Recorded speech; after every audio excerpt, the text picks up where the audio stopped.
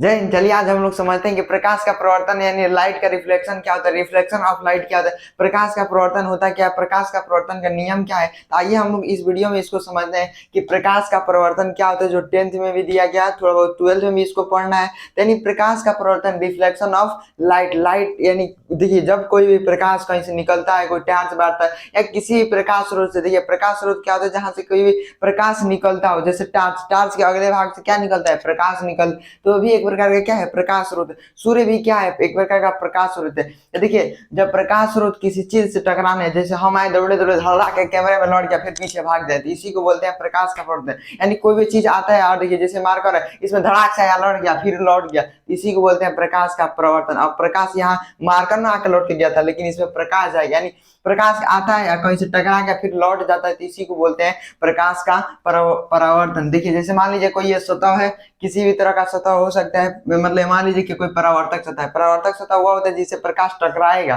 देखिए मान लीजिए कौन है, जैसे बुढ़वा आदमी टार्च बार रहा है, तो टार्च बारे इधर से इसका लाइट इधर इधर जाएगा, इसमें लड़ने के बाद से नो ये इधर फिर से लौट जाएगा, तो इसी को बोलते हैं प्रकाश का प्रवर्तन। जब प्रकाश किसी प्रकाश स्रोत से निकल कर, यानी ये प्रकाश स्रोत है, ये जो टार्च बाहर था ये क्या था, एक प्रकार का प्रकाश स्रोत। प्रकाश स्रोत से प्रकाश निकल कर किसी परावर्तक सतह से टकरा कर वापस चले जाना ही प्रकाश का प्रवर्तन। या सिंपल भाषा में कहे तो प्रकाश किसी परावर्तक सतह से टकरा कर वापस लौट जाती है, इसे प्रकाश का परावर्तन कहते हैं। और देखिए प्रकाश का प्रवर्तन जो भी, अच्छा हम जो पढ़ा रहे हैं या चाहे जो भी कुछ कर रहे हैं, चाहे बोल रहे हैं, तो किसी न किसी नियम का पालन करते हैं। जैसे मार्कर है, मार्कर लिखेगा नहीं तो इसका कोई काम है, नहीं काम है।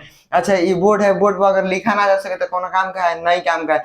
अच्छा ये कुछ नियम का पालन करता होगा कि नहीं, हमारे ऊपर इस पर अगर मान लीजिए व्हाइट मार्कर से लिखना शुरू कर दे, मान लीजिए कोई अजीब तरह का मार्कर व्हाइट मार्कर, इस पर बुझाएगा क्या लिखा गया है, नहीं पता चलेगा। इसीलिए इसका भी कुछ खास नियम होता है कि लाइट आ रहा है, क्या क्या नियम पालन करेगा, उसी नियम को प्रकाश का प्रवर्तन का नियम कहते हैं। जैसे जो भी नियम है इस प्रकाश का प्रवर्तन में जो जो रूल को फॉलो किया उसे ही प्रकाश का प्रवर्तन के नियम कहते हैं। देखिए प्रकाश के प्रवर्तन का मुख्यतः दो नियम है। कितने नियम है, तो दो नियम। जो भी प्रकाश आएगा लौट के दो ही नियम का, मतलब और नियम अभी नहीं है, दो नियम का मुख्यतः पालन करते हैं। देखिए जो ये प्रकाश आ रहा है ना, ये बुढ़वा जैसे मान लो कोई बकलोलू राम यहाँ है, कोई ये बकलुलू राम है और यहाँ से टार्च बरले है, धर धड़ाइले से टार्च बरले। अभी टार्च यहाँ से बारत है ना, तो जो ये किरण निकल रही है, जो किरण आ रही है ना, जो आ रही है, जा नहीं रही, देखिए इधर से आ रहा है, इसको बोलते हैं आपतित किरण। क्या बोलते हैं, आपतित किरण।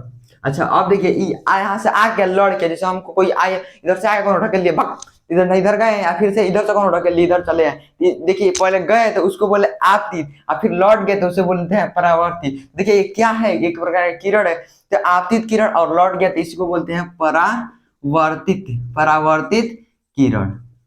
ये आया तो आपतित किरण, लौट गया तो परावर्तित किरण। देखिए आपतित किरण आके कहीं टकराया होगा ना, जहां पे जिस बिंदु पे टकराता है ना, इसको बोलते हैं आपतन बिंदु। क्या बोलते हैं, आपतन बिंदु। आपतन बिंदु पूरे वीडियो में जरूर देखिएगा, आपको प्रकाश का प्रवर्तन के दोनों नियम एकदम समझ में आ जाए, एकदम याद हो जाएगी यहीं पे।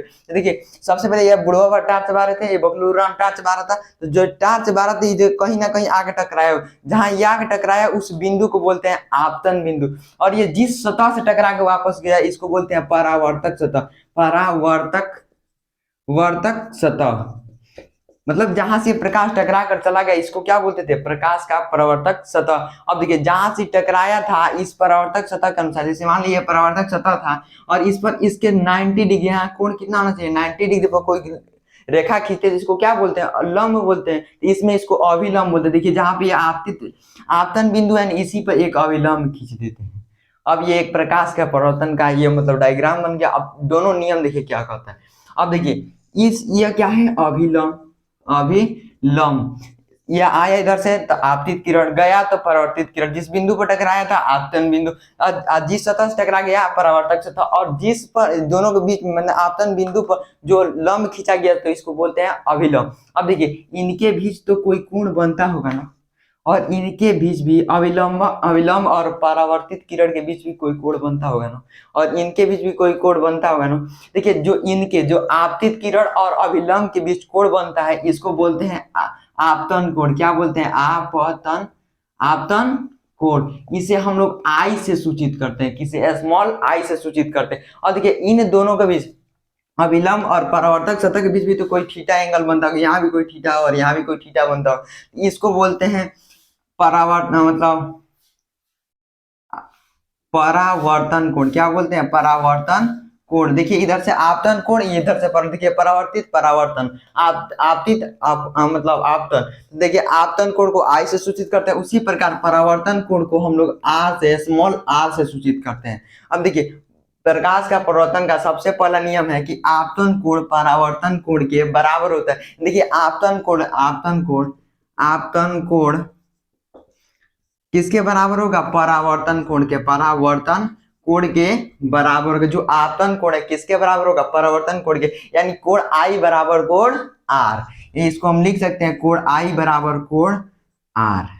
यही है प्रकाश का परावर्तन का फर्स्ट नियम। दूसरा नियम है, देखिए आपतित किरण, परावर्तित किरण, आपतन बिंदु। देखिए पहले फिगर इसीलिए पहले बता दे, देखिए ये आपतित किरण था, ये परावर्तित किरण था, ये आपतन बिंदु था, ये परावर्तक सतह था, इस पर खींचा गया अभिलंब था। अब देखिए दूसरा नियम थोड़ा सा बड़ा है, इसको समझिए।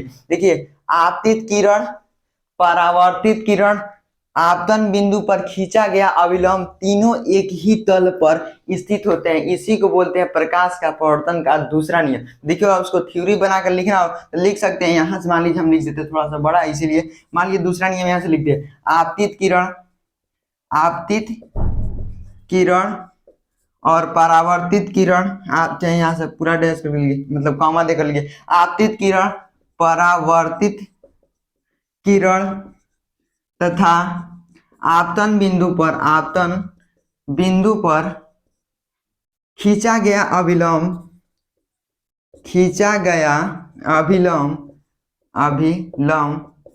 तीनों एक ही तल में स्थित होते हैं, एक ही तल में स्थित होते हैं।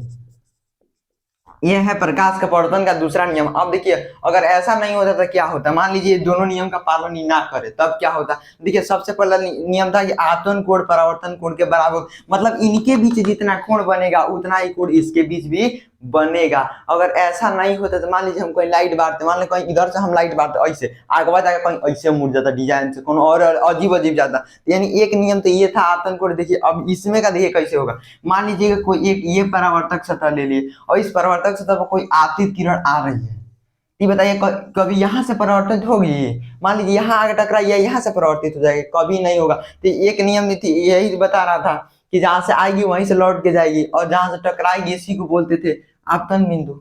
अच्छा ये बताइए यहाँ से टकरा दिए तो अभिलंब हम यहाँ से खींचेंगे? कभी नहीं। आखिर यहाँ से खींच देंगे तो दो अभिलंब हो जाएगा, कभी दो अभिलंब तो होता नहीं है, मतलब एक ही चीज के लिए दो अभिलंब तो खींचेंगे नहीं, एक ही अभिलंब है, तो इसीलिए ये ऐसा नहीं हो पाएगा। तो यही था प्रकाश के परावर्तन का दोनों नियम। आशा करते हैं कि आप लोग को समझ में आएगा, और समझ में आए तो वीडियो को लाइक और चैनल को सब्सक्राइब करना ना भूले। मिलते हैं किसी अगले वीडियो में।